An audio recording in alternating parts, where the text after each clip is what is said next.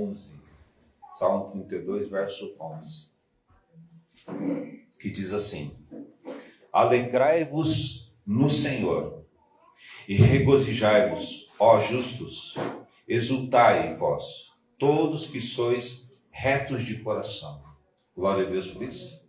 Se você quiser fechar sua Bíblia, daqui para frente você pode só acompanhar, depois você estuda em casa, é bom para você absorver mais, né? A gente vai ficar só em cima do Salmo 32. Diga comigo assim: retos do coração. Amém? Aí, os retos de coração são aqueles que não se deixam ser enganados por aquilo que os tira da presença de Deus. Posso falar amém? Amém. Irmãos, o tempo vai passando, a sociedade vai mudando, mas a palavra de Deus, ela continua sendo a mesma e nos levando para a eternidade. Eu sou de uma geração que estou vivendo o tempo do telefone fixo. A minha juventude, a nossa comunicação entre família era um telefone fixo preso na parede. Ele ficava preso na parede. E quando alguém saía, falava assim: tchau pai, tchau mãe, estou indo trabalhar. Tá bom, quando você chegar no trabalho, você avisa que você chegou. Você saía de casa só quando chegasse no trabalho.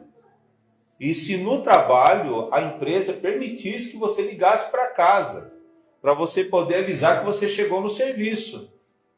Fora disso, só os aparelhos pelas ruas aí, que era o famoso orelhão, que até hoje a gente usa a linguagem do cair a ficha, porque você tinha que jogar a ficha no orelhão e ele dava um tempo de conversação para você. E hoje nós estamos com o WhatsApp, que substituiu esse telefone preso, que a toda hora você está falando. Você fala a todo momento, você pode ficar 24 horas se você tiver condição, e você fica se comunicando com as pessoas que estão longe. Mudou muito, mudou muito. Só que a presença de Deus e a palavra do Senhor permanece nos levando para a salvação. Posso ver amém? Para uma vida eterna. Aí eu queria só que os irmãos entendessem, não vou me aprofundar. Havia um tempo que o pensamento das pessoas que viviam na terra, quando se falava de um ser criador, ele era único. E não havia uma concepção de nenhum outro ser a não ser ele. Em toda a linguagem comum daquele momento, ele era único. E aí a gente encontra na Bíblia o termo Iavé ou Javé. Quem é Javé ou Iavé? É o único, porque não havia na concepção mental daquelas pessoas a possibilidade de outro Deus.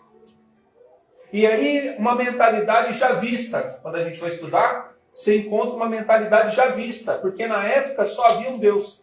Passado o tempo, começaram a surgir a concepção de outros deuses. Outros deuses, porque começou a surgir outras culturas, outros deuses. Aí o povo de Deus continuou anunciando o único Deus, mas mudou, não se falava, não se pronunciava mais Javé, mas Elohim. Elohim, ele já é o Deus acima de todos os deuses. Quer dizer, então mudou a mentalidade da sociedade. Consegue entender o que eu estou dizendo? Mudou a mentalidade da sociedade. Surgiu a concepção de outros deuses. E aí chegou um ponto que o povo começava a pensar assim: ué, mas qual que é o Deus verdadeiro? O Deus verdadeiro é o Elohim. É o Deus dos deuses. É o Elohim. Passado-se um tempo, então, a sociedade muda. E aí havia muitas pessoas que começaram a sair daquilo que era a presença de Deus e tinha que ter regras. Dentro das regras, então, surgiu deuteronomistas, que está dentro do texto de Deuteronômio, as leis, as regras, aquilo que poderia ser feito, aquilo que não poderia ser feito, porque muita gente estava fazendo aquilo que não agradava a Deus, então tinha que mostrar para as pessoas que havia uma forma correta de se viver. Passado um tempo, depois que eles foram, o povo de Deus passou pela escravidão da Babilônia, quando voltaram, eles viveram, presenciaram, e havia muita coisa que eles trouxeram daquela terra, né? Que era diferente do seu ambiente natural. É como a gente sai aqui do Itatuba e vai para uma outra região e lá as pessoas se comportam diferente, se vestem diferente, né? Falam diferente, né? Daqui a pouco você está igual a elas, né? Eu sou imbuense, sou natural de Imbu, né?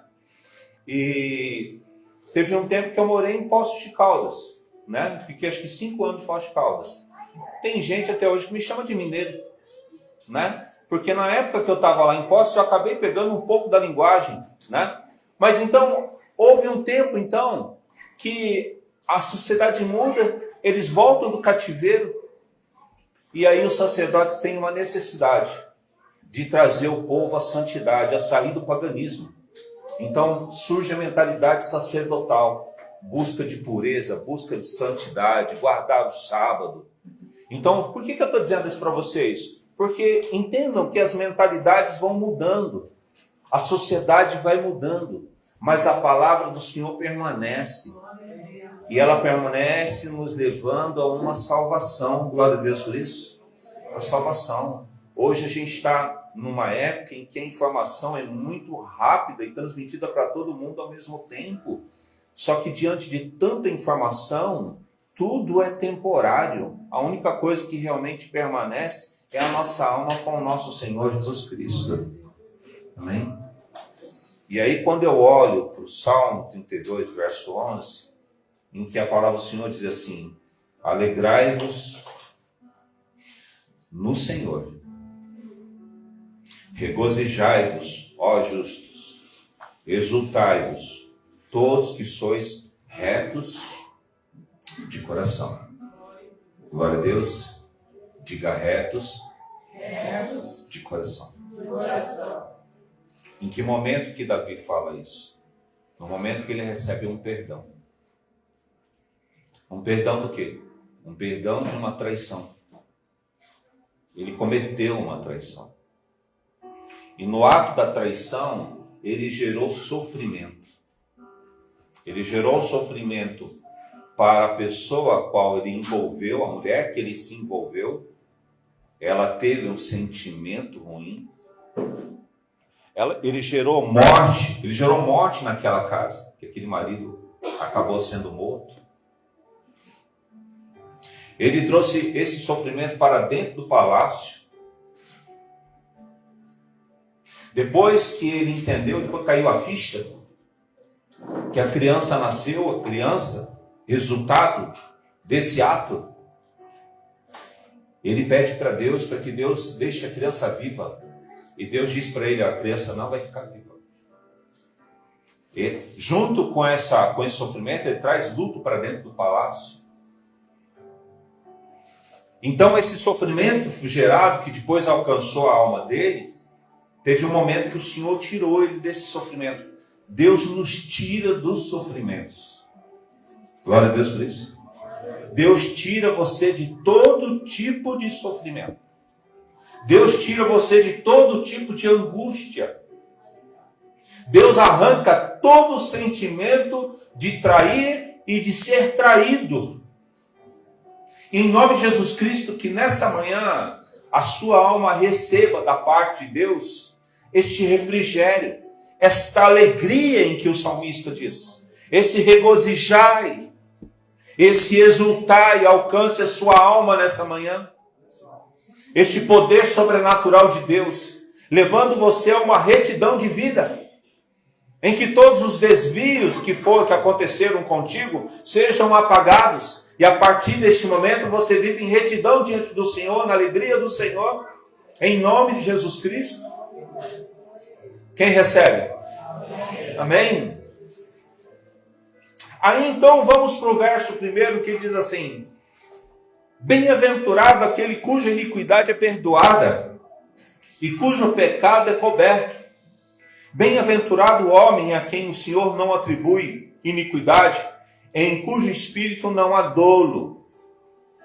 O verso 1 e o verso 2 fala sobre o pecado ser coberto. O pecado ser coberto, escute o que eu vou te dizer agora. O pecado ser coberto, Deus, ele não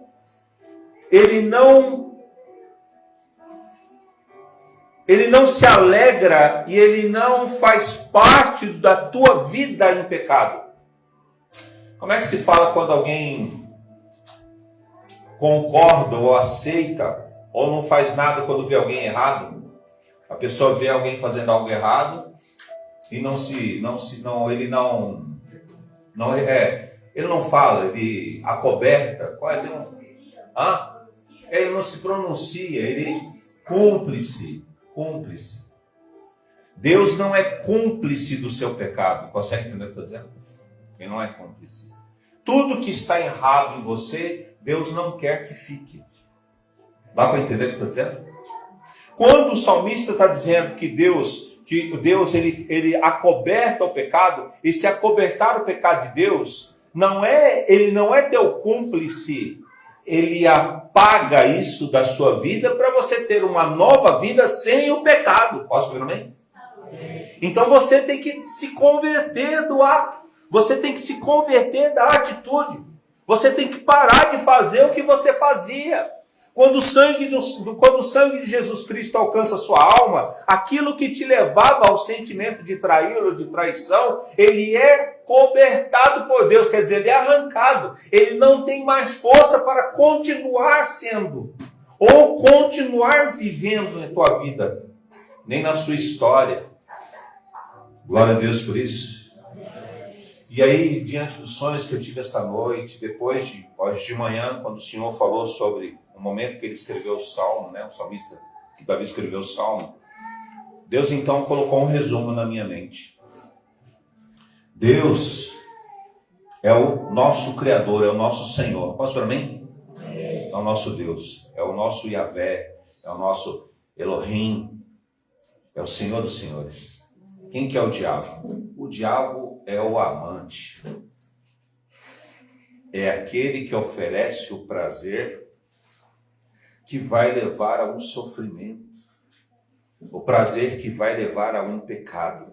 O prazer que vai levar a uma marca que vai levar você para longe do quê? Da eternidade. Vocês estão entendendo o que eu estou dizendo? Porque o que nós queremos, irmãos? Nós queremos eternidade. Nós queremos salvação. Nós queremos uma vida com Deus. E quando eu disse para vocês sobre as mentalidades das sociedades que vão mudando de acordo com o tempo, hoje, essa geração nova, essas crianças que já crescem, usando o WhatsApp. Imagina eu nessa idade, onde que eu ia imaginar de ter um WhatsApp na mão? Telefone só de brinquedo. Chegava aniversário, dia das crianças, recebia aquele telefone de brinquedo e fazia de conta que estava conversando. As crianças, elas usam esses aparelhos melhor do que a gente. É impressionante o instinto da criança com relação a essa tecnologia. Tem coisa que eles fazem. Tem o sobrinho neto que quando os poucos momentos que ele fica perto de mim, Mateus, deve estar hoje com 4, 5 anos. Aí ele fala para mim, tio, é um celular, se eu dou o celular para ele, se eu não ficar observando, ele baixa jogos. Daqui a pouco tem até conta para pagar lá, daqui a pouco está um menino jogando. Eu falo, mas como é que esse menino consegue? Então veja a diferença, veja como tudo muda, mas o que não pode mudar é Deus no nosso coração. Então, uma das coisas que nós temos que ter no nosso coração é assim, Deus, ele não se agrada do sentimento de trair ou de traição que porventura possa estar na história da sua vida. Posso falar amém? Amém. E Deus quer tirar isso. Deus está tirando isso. Glória a Deus por isso. Deus está tirando. Verso 3, então, o segundo ponto diz assim: enquanto calei, Davi falando, enquanto calei os meus pecados, envelheceram os meus ossos, pelos meus constantes gemidos todo o dia. Olha o que Davi está falando aqui.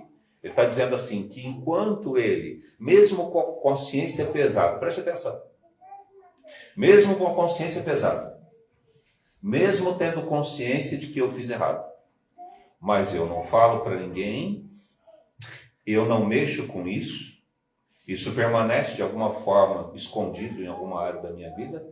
Davi diz que até os ossos doem, até os ossos envelhecem, quer dizer, a dor é tão grande que a alma dele não se assossega. E aí eu queria brevemente falar com os irmãos né? Algo que também eu estava estudando a respeito de arrependimento. A gente está numa série na igreja falando sobre arrependimento e como que o arrependimento acontece. Eu vou te dar 3 palavras bem rápidas, né? Teoria, revelamento e revelação. Teoria. Toda informação que o homem descobre, a maioria é teoria. Aí hoje tem muito coaching. Homens e mulheres que falam sobre uma linguagem em que você vai potencializando a sua mente para alcançar os seus objetivos. Mais ou menos isso. Então esses homens e essas mulheres trabalham com pensamento positivo, com autoajuda, destravando a mente, e aí vai afora. Tem muita gente, muito cristão envolvido com isso. Dentro desta teoria, um homem que ele é, assim, muito ouvido, na minha geração, antes do Google, quando a gente tinha uma dúvida, a gente dizia assim, Freud responde, lembra disso, pastor? Eu não sei, o que é isso? Não sei, Freud responde. Hoje é o Google que responde, né? Não é mais o Freud.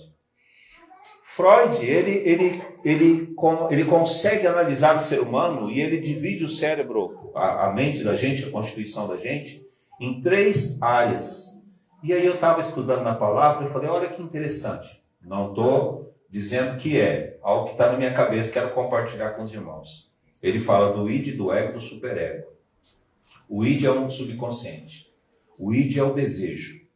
A criança, por exemplo, pequenininha, por que nossas crianças pequenininhas normalmente usam chupeta? Porque quando ela está na idade da chupeta, de ser amamentada pela mãe, o prazer está na boca. Não é só a fome, mas é o prazer que está nos lábios. Por isso que não é só o peito da mãe. É a chupeta, é a mão, é o pé, qualquer coisa. Você põe na mão da criança, a criança vai para a boca. Porque ela tem prazer. O que é esse prazer? É o id. É o subconsciente, é o prazer. O prazer é o desejo. Aí se você então aumentar isso, né? Você vai ver os desejos da carne. Os desejos da carne. Quando a serpente ofereceu o fruto proibido para Eva, Eva estava com a vida toda organizada. Amém? Ela não tinha problema. Mas ela olhou e ela teve um desejo. O desejo é o id. É o desejo. Ela desejou aquilo e abriu a conversa, né, com a serpente. O superego é o Espírito Santo, são os valores. Superego é os valores.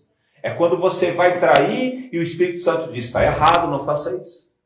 Né? É quando você tem raiva do Espírito Santo, não, você tem que perdoar. Então o superego são os valores. Então o id e o superego, eles entram em conflito. Quando de repente você tem o desejo, mas você sabe que você não pode fazer. O que tem no meio? O ego. O que é o ego? A consciência. E o que é a consciência na Bíblia? É a alma.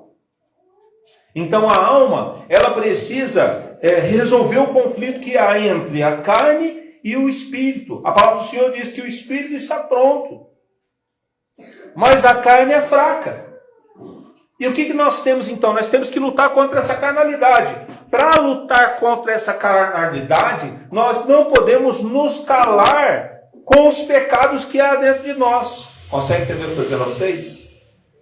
Aí, quando o salmista diz assim, enquanto calei os meus pecados, envelheceram os meus ossos, pelos meus constantes gemidos todo dia, porque a tua mão pesava dia e noite sobre mim, e o meu vigor se tornou em sequidão de estio. No verso 3 e verso 4. O que o salmista está dizendo aqui? Irmãos, preste atenção. Ninguém vai resolver a sua vida. Nem você mesmo resolve a sua vida. Consegue entender o que eu estou dizendo? Quem é que resolve a sua vida? É Jesus Cristo. Diga Jesus Cristo. E para Jesus resolver a sua vida, não é de forma natural, irmãos. É de forma sobrenatural. Não é o poder do homem, não é a força do braço, e não é a mentalidade humana. É a ação poderosa de Deus. Glória a Deus. E nós estamos aprendendo com Davi nesse salmo como que é essa operação de milagres. Porque quando você tira todo o sentimento que lhe causa sofrimento, você fica livre. Livre para quê? Livre para viver o melhor de Deus nessa terra. Posso vir amém? Livre para você viver bem com Deus, viver bem com a sua família, viver bem com seus irmãos. Livre para você ter uma vida em santidade. Para que no lugar da vergonha, o Senhor coloque sobre você dupla honra. Você crê nisso? Você crê que Deus pode mudar a sua história? Deus pode mudar a sua sorte? E aí o verso 5, Davi diz assim: confessei-te o meu pecado e a minha iniquidade, não mais ocultei. Disse: confessarei ao Senhor as minhas transgressões, e tu perdoaste a iniquidade do meu pecado. Glória a Deus por isso. O que o salmista, o que Davi está dizendo aqui através do Salmo 32? O verso 5, ele está dizendo assim: quando nós colocamos para Deus os erros que existem em nós, o Senhor limpa. Deus faz uma faxina. Deus tira esse aprisionamento. Deus tira esse sentimento. E no lugar desse sentimento, o que Deus coloca? O verso 11 diz: Deus coloca alegria. Deus coloca contentamento. Deus faz com que você cante alegremente. Deus faz com que a sua alma respire. Glória a Deus por isso. Glória a Deus. Então quem somos nós? Nós somos pessoas que lutamos contra o pecado. Todos nós temos pecados, irmãos. Todos nós cometemos erros. Mas o que nós estamos aprendendo hoje? A como sair desses erros. A como sair desses pecados. A como ter o nosso nome escrito no livro da vida para ter uma vida eterna. Amém? Glória a Deus. Gostaria que os irmãos ficassem de pé no seu lugar.